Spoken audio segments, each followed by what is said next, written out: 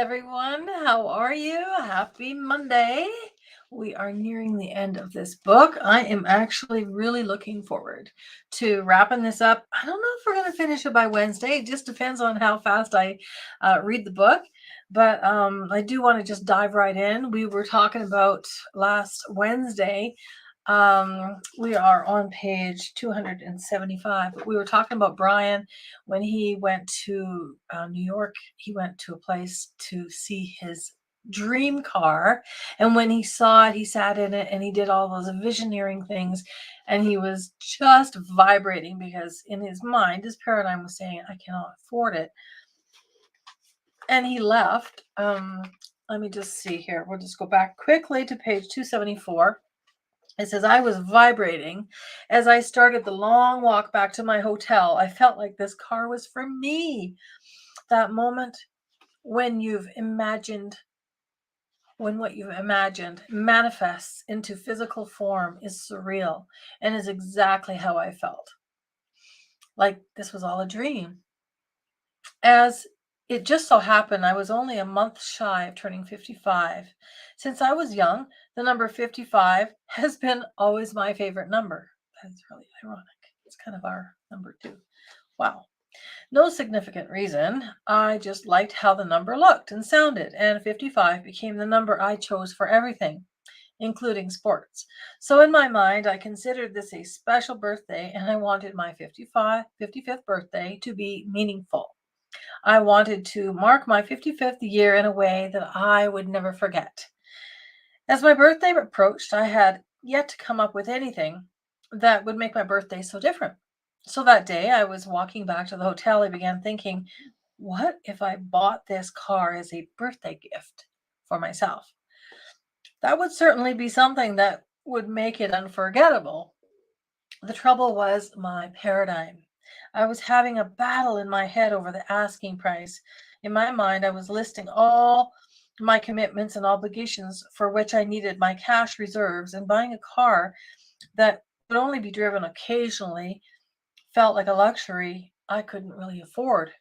At that moment, I did the one thing that I knew would make me uncomfortable and send me through the terror barrier. I sent pictures of the car to my dad and called him. He was the master of getting me to stretch way outside my comfort zone. As I spoke to him and told him what a unique car this was, he said, "Then you should go back and buy it." I started listing all the reasons why I shouldn't do that, and I said the one thing that put me across the line. I told Dad I thought it would be a good thing to buy as a birthday present to myself so that I would never forget my 55th birthday. That was all I needed to say. In no uncertain terms, my father told me that I needed to stretch and find a way to make it work. He convinced me I deserved to treat myself well, and then he went on to talk about how most people have trouble treating themselves well and what a mistake that is. That was all I needed to hear.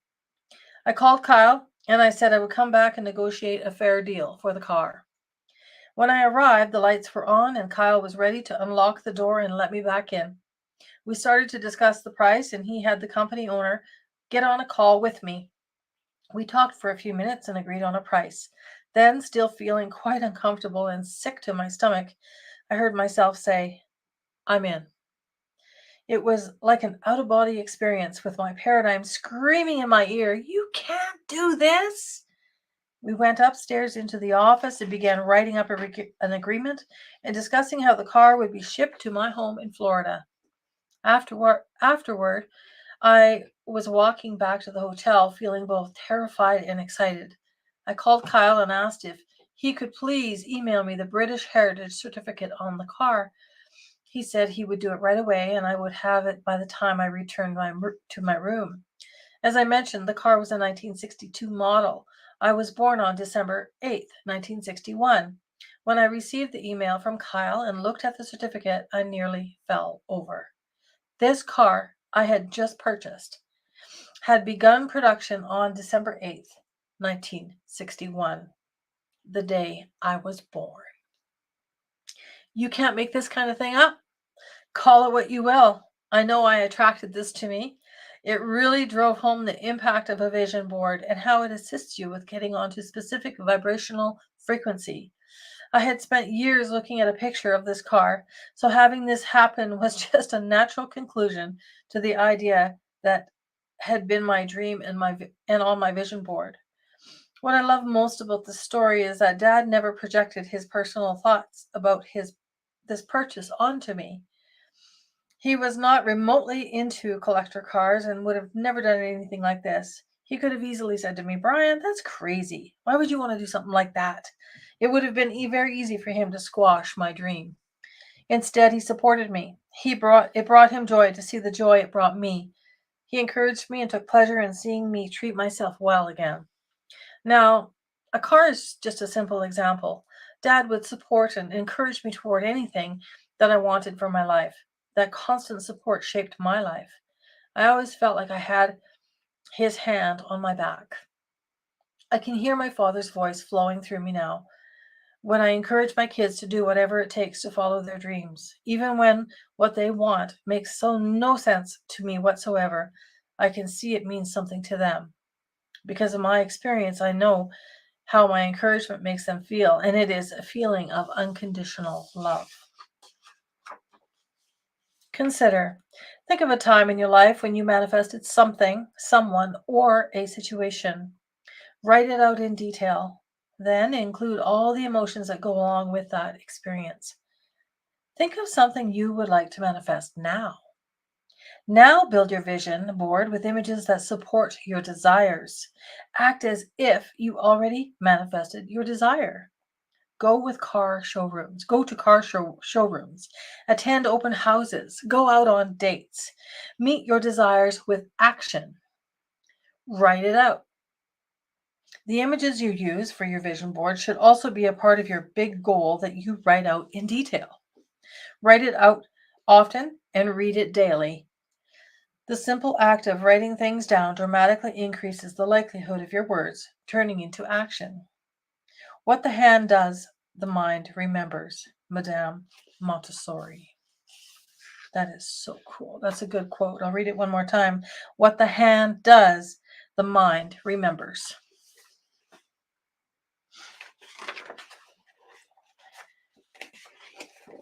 Page 282. Powerful Life Script. I want to share a tool for your toolbox that aligns with the vision board and writing out your goal. My friend Peggy McCall calls this tool the Power Life Script. She's been using it for years, and watching her results convinced me to start doing it too. It began with Peggy writing the details of her dream life that included all she wanted to accomplish, as if it had already happened. Then she read aloud what she wrote and recorded it.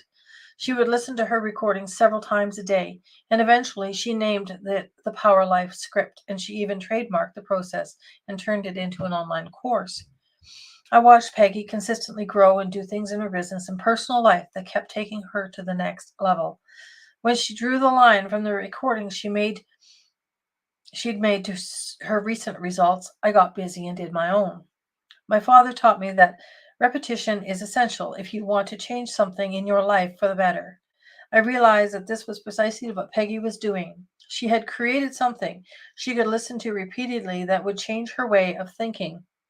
When I created a recording for myself, I first built a mental image of my big picture and then wrote it out. It included my beautiful marriage, the kind of income I was earning, and how I was active and healthy. I talked about our kids and how they were thriving. I covered every part of my life and worded it into the present tense as if it was already there. After I recorded it, I started to listen to it regularly. It was good, but for me, the sound of my own voice was off-putting and distracting. It made it hard for me to emotionally connect with the recording. Then I had one of those aha moments. My wife, Corey, has been a godsend to me. She has changed so many things in my life for the better, and something that has always struck me about her is her voice. To me, she has the most beautiful voice I have ever heard. I love listening to her talk. When we are driving long distances together, Corey often reads out loud to me. It was on one of those drives when she was reading to me when I got the thought. What if Corey read and recorded my life script for me? She recorded it for me in a way that felt like we were having a conversation. She told me how proud she is of all I had accomplished. Then she discussed all the good that I have created in my life. Essentially, she just took my life script and read it to me as if whispering in my ear about all the goals I have hit, the difference I have made, and how fulfilling our life is together. Every morning I listen to this recording of my wife talking directly to me. My life script, read by Corey, has resonated so strongly with me that I absolutely love listening to it, and I feel her words when she speaks. Taking this one extra step really changed what this recording does for me. As I write this, I realize what Corey recorded for me was over 2 years ago. Yet almost every morning I have listened to it, and nearly everything in that recording has already become a reality. It is absolutely magic. Now it is time for me to create a new script that is even bigger and better and ask her to record it for me once again. Again, this tool is a simple and meaningful way to speak to my subconscious mind, and you can use it too. A funny side note to this story is that when Peggy heard that I had Corey record my script, she thought it was a great idea and wrote out her script as if her husband, Denise, was reading it to her. So then, she then asked Denise to read it while they recorded it together. Reading the script was the first time Denise had heard Peggy's big goals. When he read some of the income goals Peggy wanted for herself, his voice would rise and he excitedly laughed and became animated. This was so much fun for Peggy that she kept the recording just as it was. It gave her another level of emotion that she connected with, and she ended up listening to it more often. I can tell you from personal experience that taking the time to think about your future and writing out in detail what your future is, how it looks like, and how it feels to you, and then recording and listening to it daily or multiple times a day is an exercise worth doing. This is a tool available to you right now without cost. As I was writing this chapter, I remembered an article Dad would often recommend that has helped him over the years. The writing was titled The Common Denominator of Success by Albert E.N. Gray. Essentially, it distills a simple truth behind what makes people successful or average. It has nothing to do with intellect, money, education, or any of the things we might naturally attribute to success. Instead, the author proposed that, quote, success comes from the habit of doing things that failures don't like to do, end quote. Success is simple but not easy. It is not easy because people too easily give up, especially when they don't see instant results. However, you can choose to be different from the masses because following the masses is almost always a mistake. Thinking about and talking about doing something is very different than taking action. Consider, what will you take committed action to? Will you take committed action and do this exercise? Simple question. Still on chapter 11, page 288. He wanted the sweater. If you, quote, if you know what to do to reach your goal, it's not a big enough goal. End quote, Bob Proctor. Maybe like me, you have been a student of Bob Proctor for as long as you can remember, and you've heard him share this story of feeling lost in life until the age of 27, when he was given the book Think and Grow Rich by Napoleon Hill. Because I've only known my dad as a student of the material he taught, I've often thought there must have been something special in him as a child, yet he never talked like there was, until I heard the yo-yo story. I can still clearly see and hear Dad on stage telling the story at seminars as he pulled a Cheerio yo-yo from his suit pocket. It would surprise everyone, including us, his support team. This was part of what made Dad fun. I cannot think of anyone else in the industry who captured an audience attention quite like him. Dad would start by saying that to grow, we must stretch our goals beyond the reach of our current understanding. He would then ask the audience if anyone knew how to play a yo-yo. Inevitably, there would always be hands that would go up. The story began when my father was 13 and at a public school in the Beaches neighborhood of Toronto.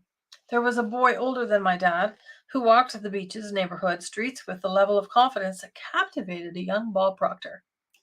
Every day after school, Dad would search the neighborhood to see if he could find this boy. His name was Ricky McGinnis.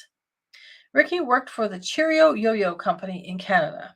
He was a yo-yo champion and became the Cheerio Yo-Yo brand ambassador. Ricky would work in different neighborhoods to entice the kids to play with the yo-yo and subsequently increase sales for the company.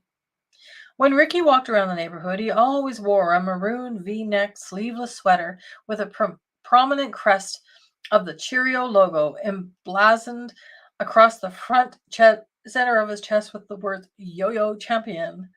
In addition, his sweater had little badges sewn all over it, signifying different tricks that Ricky had mastered. Because it was easy to break strings when working on mastering certain tricks, Ricky carried dozens of replacement strings around his neck. At the time, it cost a nickel to buy 2 yo-yo strings. That was a lot of money in those days for a child. However, if you could master a trick in front of Ricky, he would give you a couple of his strings. Ricky was like the Pied Piper. He had all the kids following him, and my father was one of them. Ricky would teach Dad and other new kids and others new tricks as they walked the neighborhood together. Eventually, he would test them on a trick. At this point, while telling a story, Dad would start to play with the yo-yo on stage. It was always a Cheerio yo-yo. He talked about how he remembered some of the tricks and then he'd do them on stage. First, he would show the audience tricks like the sleeper, walk the dog, shoot the moon, rock the baby. Then he would end it with a trick called bite the dog and joke that it often did. He would get a huge laugh as Dad would throw the yo-yo down between his legs and it would jump up and grab onto the back of his pants. You could almost hear the men in the audience gasp when he did this trick. While showing the tricks on stage, Dad would talk about Ricky and how Ricky had come up with an idea that got my dad's attention. You see, one day, Ricky surprised the young group with a competition that he'd put together for them. The winner would get a sweater, just like Ricky's. To win, you had to be able to do all the regular tricks along with a really difficult one called the brain twister. Dad would talk about how he remembers getting emotionally involved with the idea of wearing that sweater and walking around town with it. He talked about how he imagined all the pretty girls whispering, "That's him. That's the boy who won the sweater." Even on stage, you could feel him reliving the experience and how special it felt. Young Bob was committed to the idea of winning that sweater. Dad shared with me that, in hindsight, this was the first recollection of setting a goal, of wanting something so much that he was emotionally involved with the image of wearing that sweater and could feel what it would be like. He was practicing the power of visualization before he really knew what it was. Then on stage, as a man well in his 80s, he would perform the difficult trick called the brain twister, like he'd been doing it his whole life. Every time he did this, the audience was completely still. The trick usually drew a standing ovation.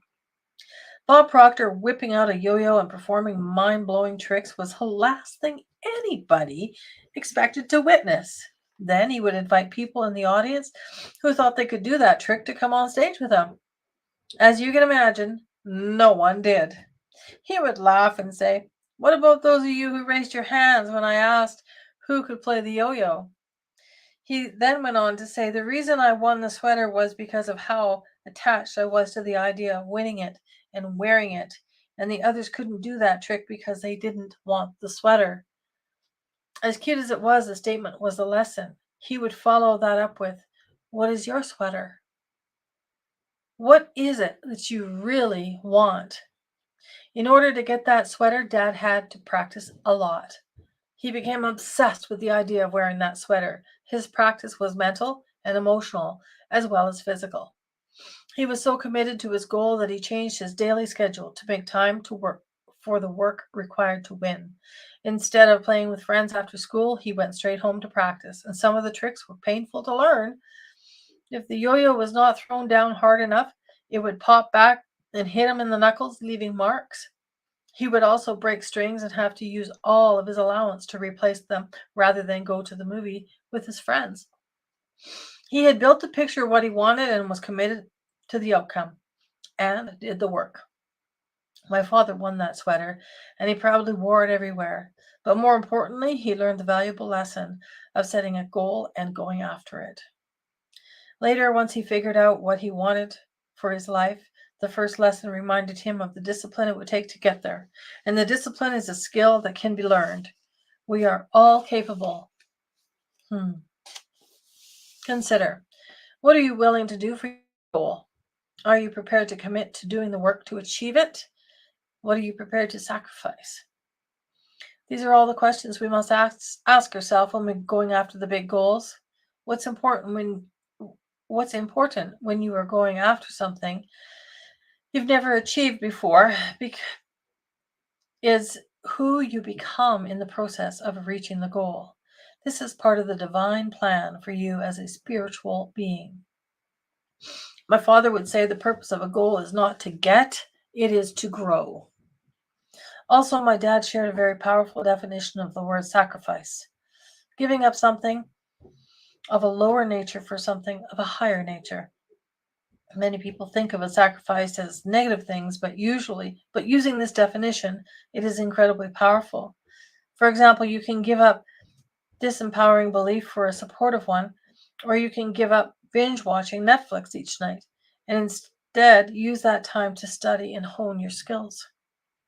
Goals are essential to living a creative life. Every expression of life is constantly moving in one direction or another. Either you're improving the quality of your life or you're reducing it. So what are you hungry for? Page 296. What do you want? Quote, all things are possible if the motivation is strong enough. End quote, Bob Proctor. When I was in my 20s and started to work as a real estate agent, I loved to attend my father's goal-achieving seminars. Of course, I knew the importance of having a goal, but that particular seminar always lit a fire within me. It was the exercise Dad had us do to figure out what we wanted. Following that event, my sales would consistently skyrocket. Dad instructed us all to take a piece of paper and write down what we would do, what we would like to be, do, and have. Now, the key here was never to think about how you would achieve it. Instead, he said to write it as, pardon me. Instead, he said to write it as if you had a magic wand and could make anything appear. Anything. It didn't matter how crazy your desires felt, just write it out. That's it. Simple, right? I quickly discovered that it wasn't that simple. Immediately, I was getting in my own way. I remember writing things that felt ridiculous, and my paradigm would immediately kick in, telling me I wasn't worthy of the big things. I was also embarrassed, even though I was the only one seeing what I was writing. However, Dad clearly said we had to open our mind and write without judgment, whatever our hearts desire. This is what I mean when I say it wasn't so simple.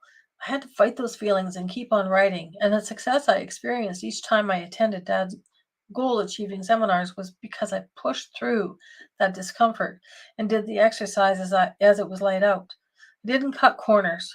I know it helped that I could quickly identify that the walls I was hitting were indeed my paradigm and not absolute. Because this exercise was more challenging for me than I thought it should be, let me ask you, what do you want? Most people have not been raised to consider what they truly want in their life. Most people go from point A to point B and so on by default. Either they are doing what someone else wants them, or they're making choices to make someone else happy. Fortunately, I grew up with Bob Proctor, but that didn't make this exercise easy. Discovering what you really want begins with letting your imagination run wild and then deciding to go after whatever that is, if it inspires you. Deciding what we want and staying focused on that vision is the biggest hurdle most of us face. I have many memories of setting big goals with Dad, looking over my shoulder and encouraging me to step up a notch. It wasn't later until later in life that I realized it wasn't because of the big things I was going after that he was so interested. Instead, it was because of the growth I would experience along the way by stretching myself in pursuit of the big things. Dad had created three categories for goals that he used when teaching. A type goal, which is a goal that you already know how to do. B type goal, something that is a stretch, but you think you can do it. C type of goal is a goal you really, really want, something that truly inspires you, but it scares the daylights out of you at the same time. You also have no idea how to achieve it. He said there is no long lasting inspiration in doing something you already know how to achieve, and that is essentially to go after a C type goal because that is where the growth happens. It happens in the stretching. Going after something that really fires you up causes you to do things in a day that you would normally never do, perhaps even in a lifetime. These are the kinds of things that goals that not only excite you, but they also terrify you. The other important factor is not sharing your goal with people who won't support you. I have had to learn this lesson. So I'll read that again. The other important factor is not sharing your goal with people who won't support you, especially in the beginning when you can be easily knocked down because you are still building confidence around your ideas. When you start to go after C type goals, people in your life will notice something's different about you. They will see you doing things that cause you to stand out. This is when you need to have strength. You need to keep moving forward even if you feel judged. Most of the time, others want you to stay in their comfort zone of how they see you. This is not because they don't care for you, it's because they are resisting change. I have achieved some incredible things in my life, and it wasn't always comfortable. My father encouraged me to get uncomfortable, and he was always there to cheer me on. He'd say, "Uncomfortable is good, Bry." And because of him and his teachings, I am living a far more rewarding life than I imagined. The goal line for what I can achieve is always moving because of my belief in this process and my faith in myself. I don't care to give energy to the negative. That is not to say that I don't have negativity in my life. I just choose not to provide it with energy. A few years back, we held a seminar in Toronto filled with people from all over the world looking to improve their life and business. When I worked with this group on solutions and strategies, I found the method for creating winning results relatively simple. By but I also acknowledge that it can be challenging to follow. The method was to be fully present in the moment and to do the best you can in that moment. Then move on to the next moment, the next hour, the next day, and so on. Too many of us look at our past, hang on to it, and let it define who we are. We cannot change it, good or bad. Our history is what it is. If you have ever complained about the past, wrong, Dad would say to me, "You can't change the time you got out of bed this morning." His words remind me that right now is the moment we can influence. Dad was a master of achieving big things. He just knew in his heart he was going to achieve whatever it was he went after, and he only surrounded himself with people who saw that in him as well. If you want the good, you need to have an image of what that is for you and plant that image in the soil of your subconscious mind. The moment you do, the vibration will change. And the higher frequency vibration of living, you will attract what you are in harmony with. And just as surely as it gets dark out tonight. If you stay focused on doing the best you can in the current day, minute, or moment, and with your big, beautiful vision planted in your subconscious mind, you will recognize new opportunities that align with your thoughts. Keep your eyes, mind, and heart wide open. Okay, it's 12:30, but I am going to just finish up with this last page. Page 301. Just a few days before my father passed, I was sitting in the ICU of the hospital with him. Even during this time, he was not well. He was asking me about my goals and what I was going after. He had a big smile on his face and was so happy. Dad could see that I was going after big things that might not make sense to most people.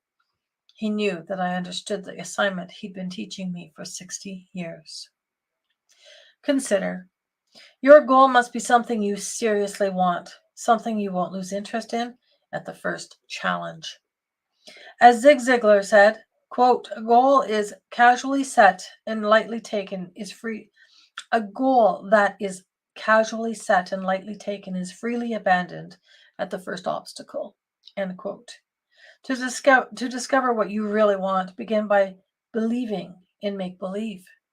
Tap into your imagination and spend time with pen and paper and write down whatever comes to your mind about how you want to live and what you would like your relationships and life experiences to be like. Everything you'd like to be, do, and have. Then take what you have written, add a lot of detail, make your vision grand and fun, and build it into something worth trading your life for. We trade our life for something anyway, so we should make that trade worthwhile. I encourage you to do this exercise, even if you had kids. Have them do it too. Pay attention to what makes your heart quicken. This is a great way to figure out what truly inspires you. So on that note, we are going to move on to one of my favorites, page 304. It is called The Quantum Leap. That is where we're going to end. Fantastic. I look forward to seeing you Wednesday, and I might even squeak another day or two in this week. No, I could see myself going Wednesday and another Monday, Wednesday. It's good. We're not in any rush. I hope that you're taking notes and that you're taking real close attention to the advice in this book. You know what? You don't get this in schools. You don't get this kind of knowledge and teaching anywhere else. It's just so invaluable. If you grasp onto it and you do what he says, trust me, your life will change for the better. Have yourself a wonderful day. We'll see you Wednesday. Bye.